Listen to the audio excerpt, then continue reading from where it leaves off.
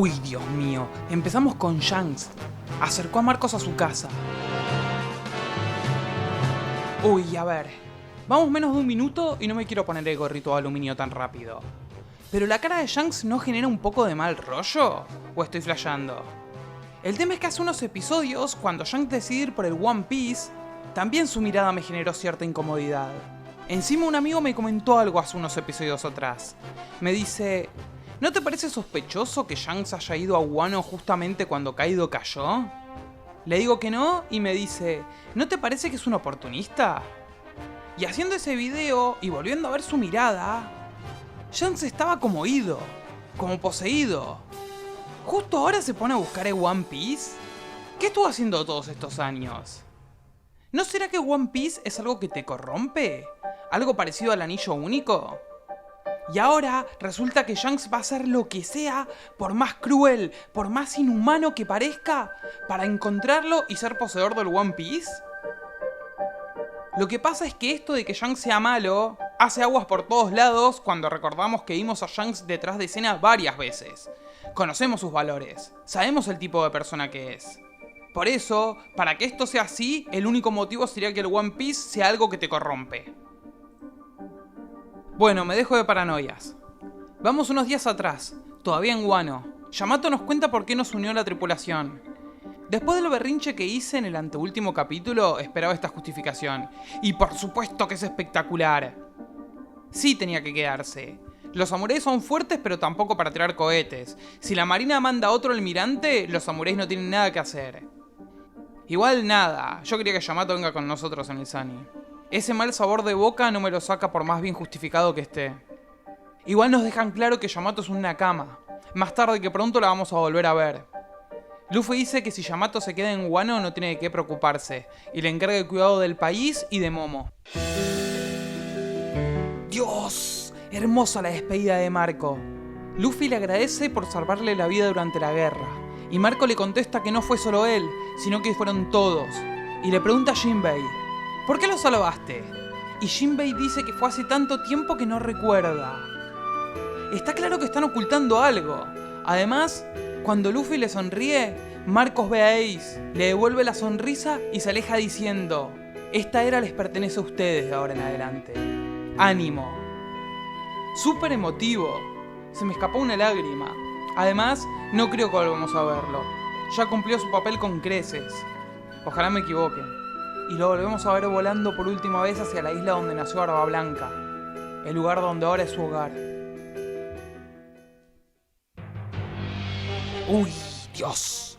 Vamos a la isla de las mujeres. Está casi destruida. Nos recuerdan que Amazon Lilith está en el Calma Line, pero la marina lo puede atravesar igualmente.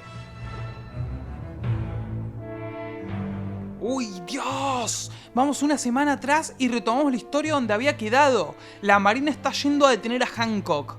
¡Jodeme que vamos a retomar todas estas historias! Mirá quién volvemos a ver. Eran re carismáticas todas estas. No paramos de ver caras conocidas. Esta serie está entrando en territorio cósmico. Recordemos que todas estas usaban haki. De hecho, si mal no recuerdo, fue la primera vez en la serie que al haki lo conocemos con ese nombre, y ellas inundaban las flechas con su haki y disparaban como si fuera una metralleta. ¡Y aparece Kobe! Cierto que cuando se comunicó con Drex, le dice que estaba yendo a buscar a la emperatriz pirata. Y van a mostrar a los nuevos pacifistas, el arma definitiva de Vegapunk. ¡Y son lunarianos! Yo lo sospeché. Lo dije hace unos episodios atrás, que el arma de Vegapunk probablemente sean lunarianos, porque cuando nos cuentan la historia de King, vemos que estaban experimentando con él en Punk Hazard. Serafines se llaman. El nombre les queda como anillo al dedo. En el cristianismo, los serafines son un tipo menor de ángeles, que se caracterizan por la pureza con que aman a las cosas divinas y por elevar hacia Dios a los espíritus de menor jerarquía. Y se los conoce como las flameantes llamas del rayo. Díganme que el nombre no les queda pintado.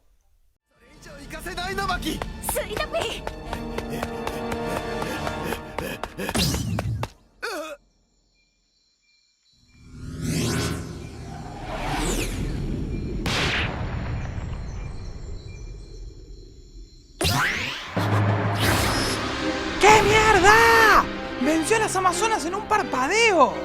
Tiene estrellas en los ojos y encima tira rayos como los pacifistas. Bueno, es que es un pacifista.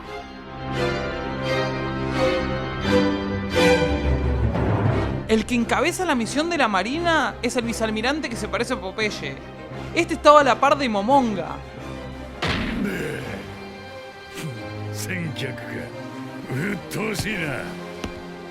¿Qué? ¡Mierda! ¿Para qué me va a dar algo? ¡Barba Negra! No puedo creer que esto esté pasando. Dice que se la adelantaron. ¿Qué carajo quería hacer ahí? Recordemos que cuando se movilizó, lo único que dijo fue que no iba a dejar que la Marina lo tome primero. ¿Qué cosa? Pensaba que se movía para buscar el One Piece. ¿Por qué mierda terminó acá? ¡Uy, Dios! Usó la fruta de Barba Blanca. Y la Marina dice que se darán cuenta los... ¿Neptunianos? ¿Qué es eso? ¿Los Reyes Marinos? Che, ¿no puede ser que recién salgamos de Wano, la mejor saga de la historia del anime, y nos reciban con esto? Y encima vamos la mitad del episodio nada más. El corazón no me va a aguantar más de esto. Dios mío, ¿hacía cuánto que no veíamos a Barba Negra de cuerpo entero? Con este nuevo diseño, la barba llena de trenzas, el típico sombrero pirata, 3 pistolas en la cintura, una botella de vino en la mano y la mandíbula con algunos dientes menos. Es que es el personaje más pirata cliché de One Piece. Así que estaba yendo a buscar a Hancock. Recordemos que él estaba cazando usuarios por el mundo. Está junto a Demon y este otro boludo que no sé cómo se llama. La Marina se pone frente a él y pide autorización por radio para atacarlo. Pero por algún motivo no le dan autorización. ¿Por qué?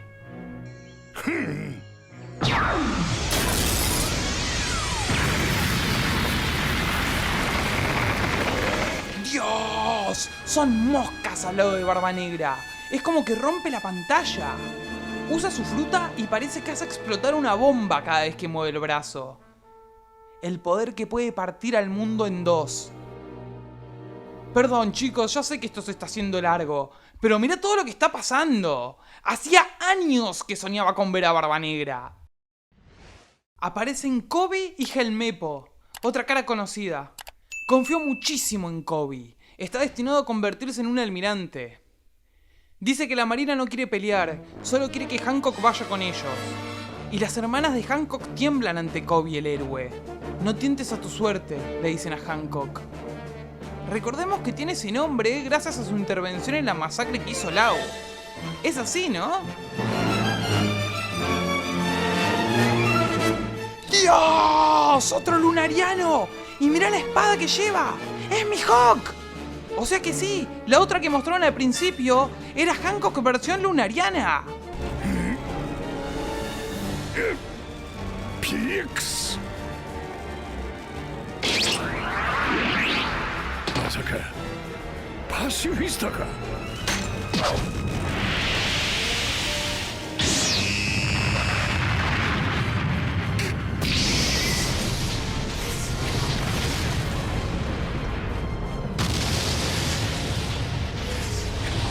¿Qué mierda lo que hizo? Destrozó la montaña gigante de las serpientes. Tiene literalmente la fuerza de Mihawk. Y le está haciendo frente a Barba Negra. Esto es insólito. La Marina pone contra las cuerdas a Barba Negra y se va obligado a usar su fruta. Y es increíble el poder destructivo de su fruta. Parece como que puede engullir a la isla entera. ¡No! ¡Salió Hancock! No puedo creer que hayan retomado todas estas historias. Soy más feliz que perro con 2 colas. Todos la están mirando de frente. Los va a convertir en piedra a todos.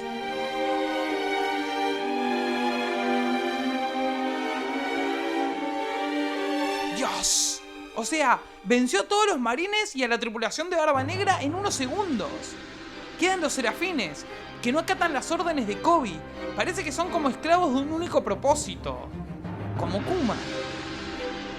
Y cuando Hancock iba a destrozar a Kobe, Barba Negra interviene con su oscuridad y vence a Hancock en un instante.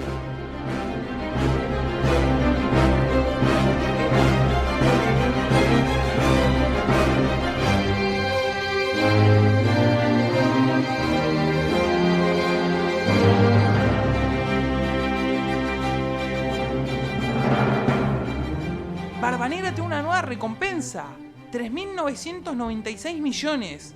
Y Hancock también, 1.659 millones. Nos muestran un pantallazo donde podemos ver más caras conocidas aún. Kobe queda en un dilema. ¿Qué hace ahora? Es una guerra a 3 bandas.